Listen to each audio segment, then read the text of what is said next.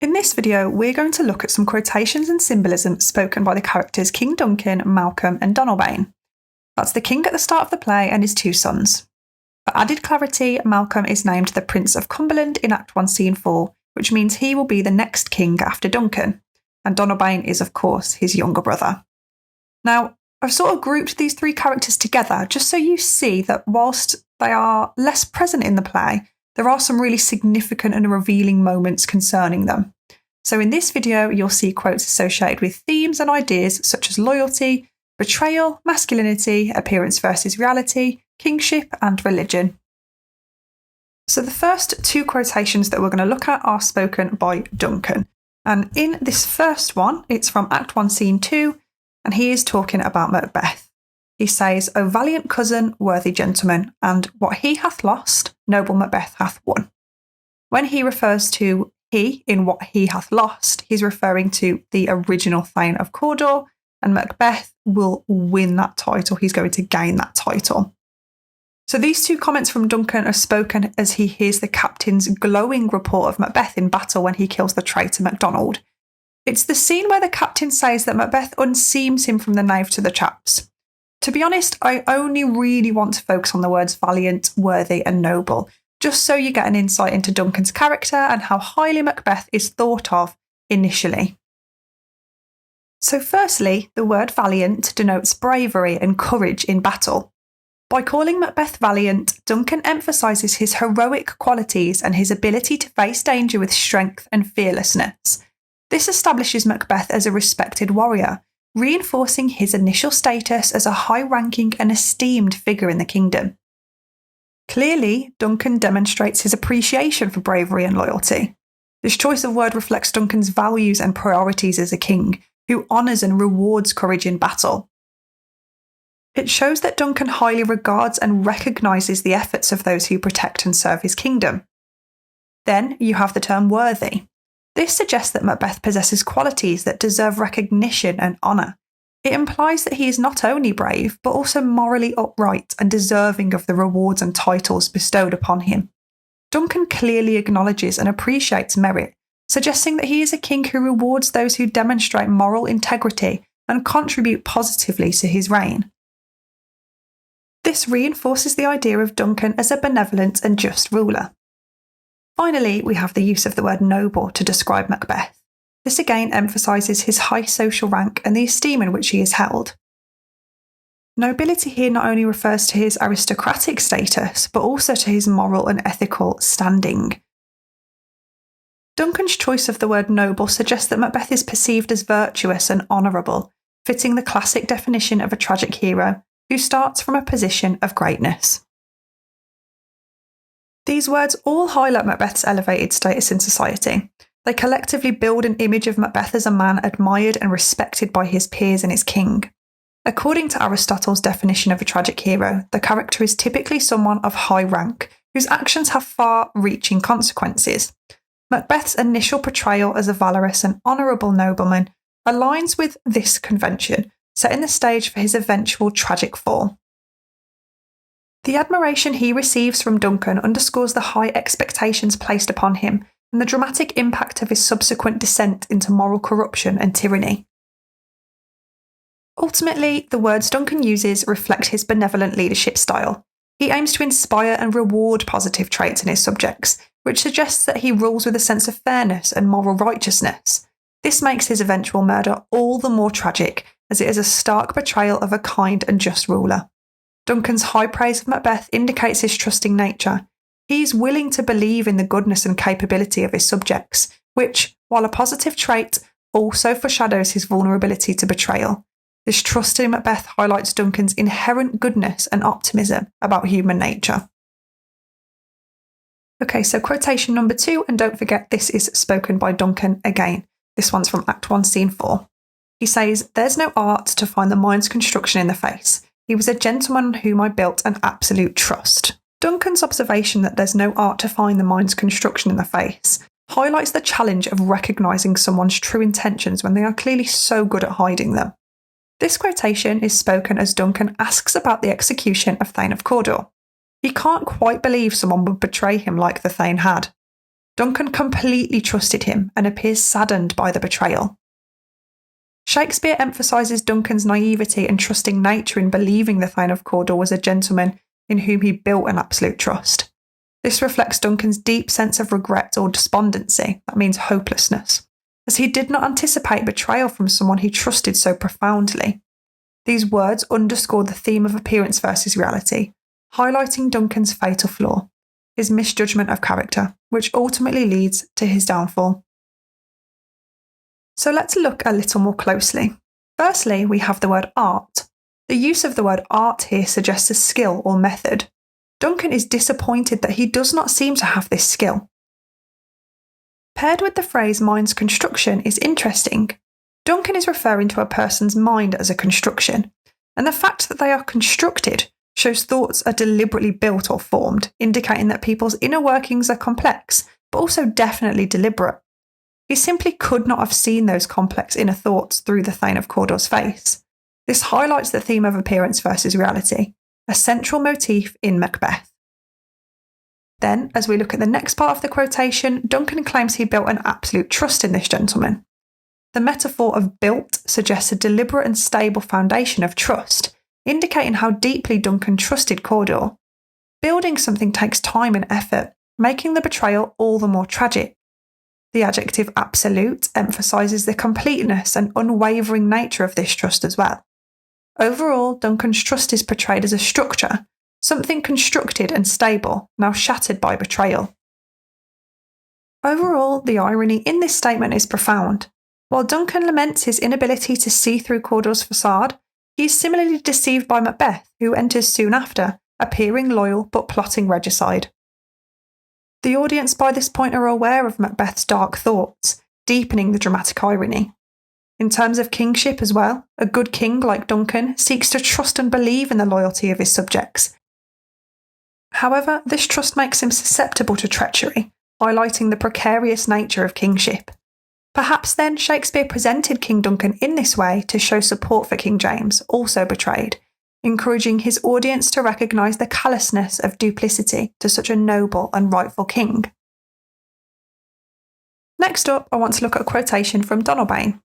In this moment, Donalbain and his brother Malcolm have just discovered the death of their father in Act 2, Scene 3. They decide to flee, as Donalbain notes that there are daggers in men's smiles. Malcolm must flee to England, and Donalbain must flee to Ireland, as they both fear they may be the next targets. Both siblings are aware that someone amongst them is a traitor, and feel they should take no risks by staying. So when Donalbain says there are daggers in men's smiles, he comments on the fact that though people may smile around them, there is danger hidden beneath the facade. Firstly, this line encapsulates the theme of appearance versus reality. This metaphor highlights the treacherous nature of the court and the duplicity of those who feign loyalty and friendliness while harbouring malicious intentions. The word daggers conveys a sense of imminent danger and betrayal, suggesting that behind seemingly honest expressions lie deadly threats. Let's also think about the dagger as a metaphor. Daggers are also sinister weapons that require someone to be much closer to a victim to harm them, when compared with a sword, for example. This is metaphorical of the dangerous and false closeness that someone within the group will be portraying to those around them. The juxtaposition of daggers and smiles underscores the deceitful facade that characters like Macbeth present, masking their true sinister motives. This line not only reflects Donalbain's growing awareness of the treacherous environment, but also foreshadows the deceit and betrayal that will permeate the play, emphasising the danger of trusting appearances in a world full of ambition and treachery.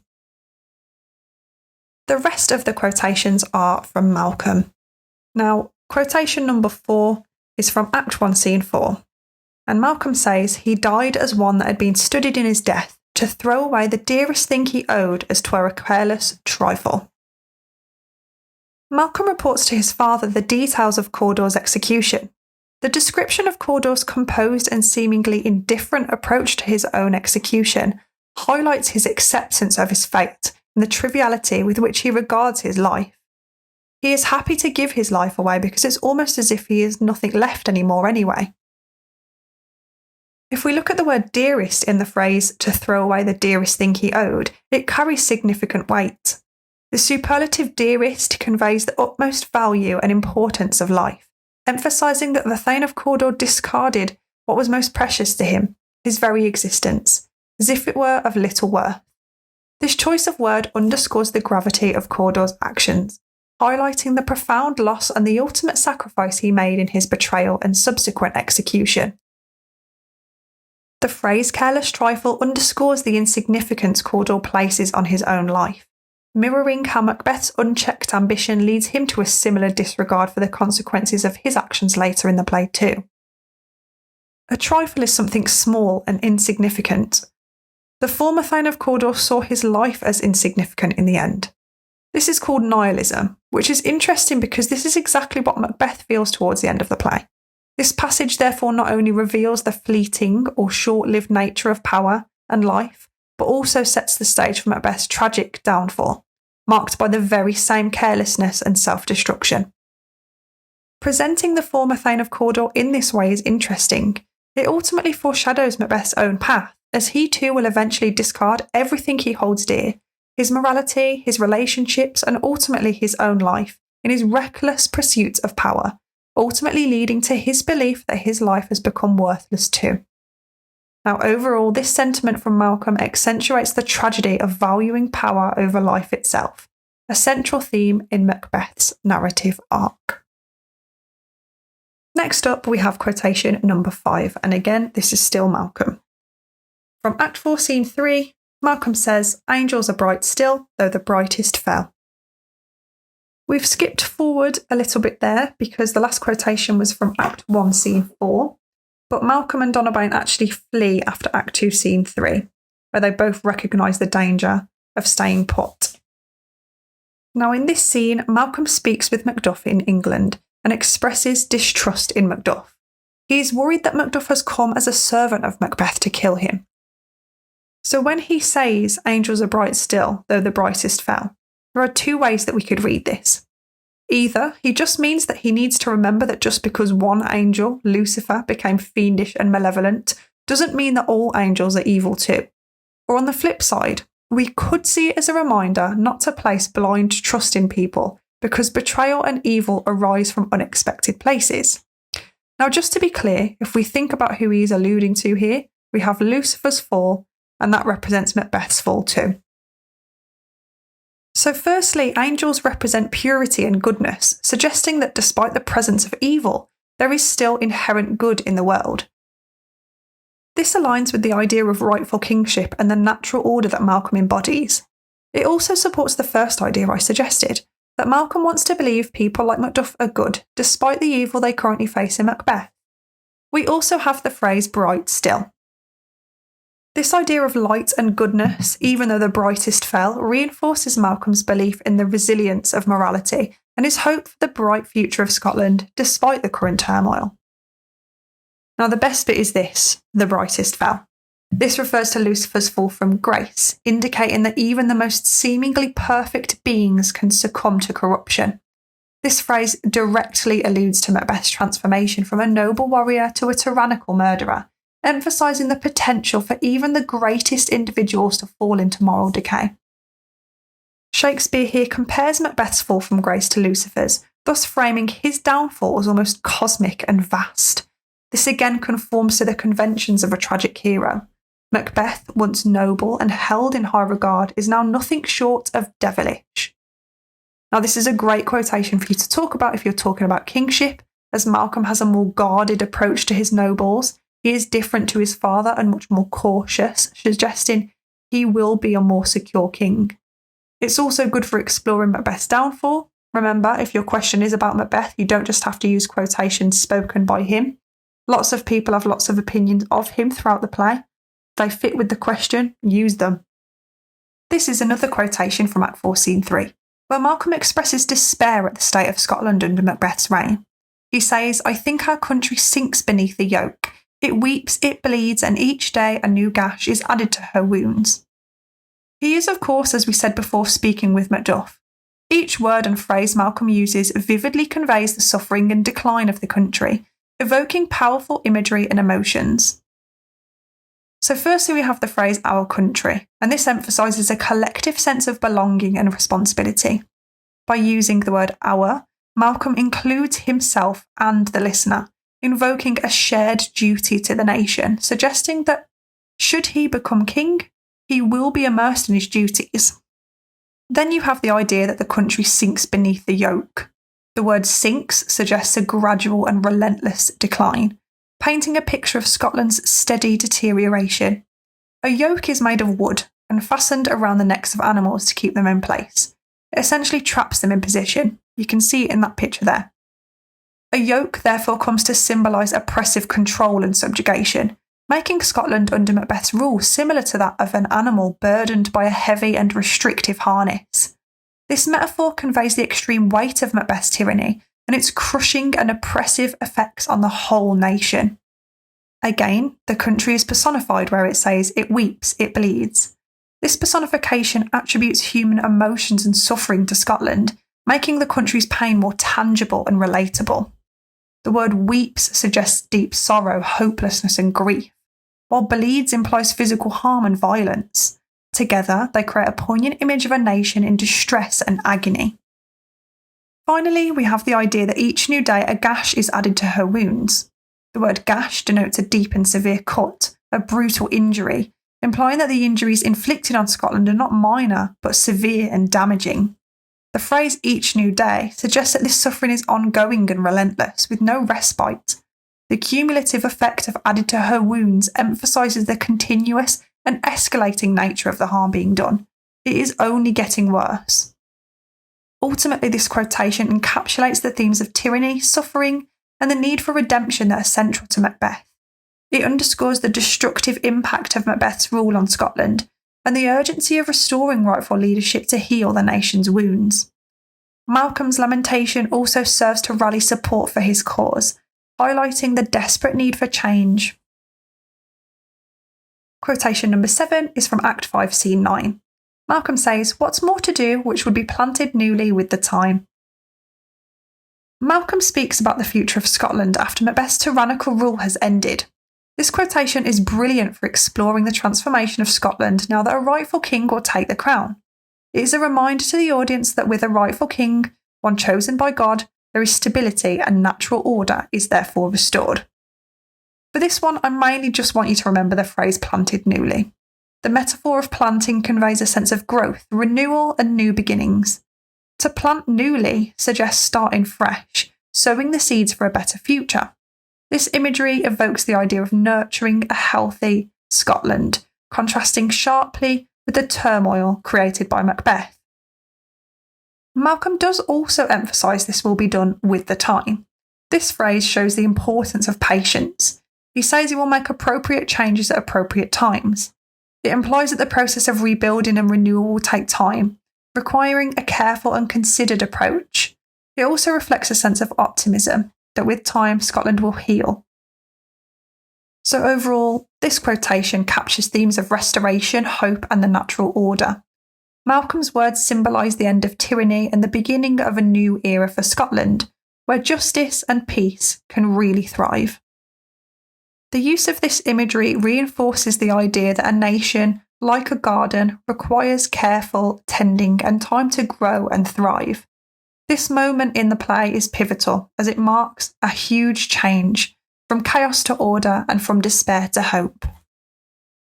Now finally we have the phrase dead butcher and his fiend-like queen, again spoken by Malcolm in Act 5, Scene 9. This is in the final act and Malcolm is referring to Macbeth and Lady Macbeth as the dead butcher and his fiend-like queen. This phrase is rich with connotations and effectively summarises the transformation of their characters and the extent of their moral corruption. The term butcher in Dead Butcher is particularly brilliant to zoom in on if you are talking about Macbeth's transformation, conjuring images of slaughter and brutality. A butcher kills animals without emotion or remorse, focusing solely on the act of killing for practical purposes. By calling Macbeth a butcher, Malcolm underscores his merciless and cold-blooded nature, highlighting how Macbeth has lost all humanity and compassion. It captures the relentless violence Macbeth has committed, reducing his identity to that of a mere killer, devoid of noble qualities. Then we have the phrase fiend-like queen, and this is a description of Lady Macbeth. The word fiend associates her with demonic and evil forces, reflecting her role in instigating Macbeth's heinous crimes. This term suggests that she possesses a malevolent and supernatural influence, aligning her with the witches and the dark forces that permeate the play. The juxtaposition of queen with fiend-like underscores the perversion of her role. Instead of being a nurturing and supportive partner, she has become a source of wickedness and moral corruption. Her actions and manipulation have led to the downfall of both herself and her husband, marking her as a real part of the tragic narrative. Overall, these highlight their complete moral descent and the catastrophic consequences of their unchecked ambition. Shakespeare uses this powerful language to convey the finality of their fate and to emphasise the themes of justice and retribution that run throughout the play. This description serves as an important reminder of the destructive potential of human ambition and the inevitable downfall that follows when one abandons moral integrity.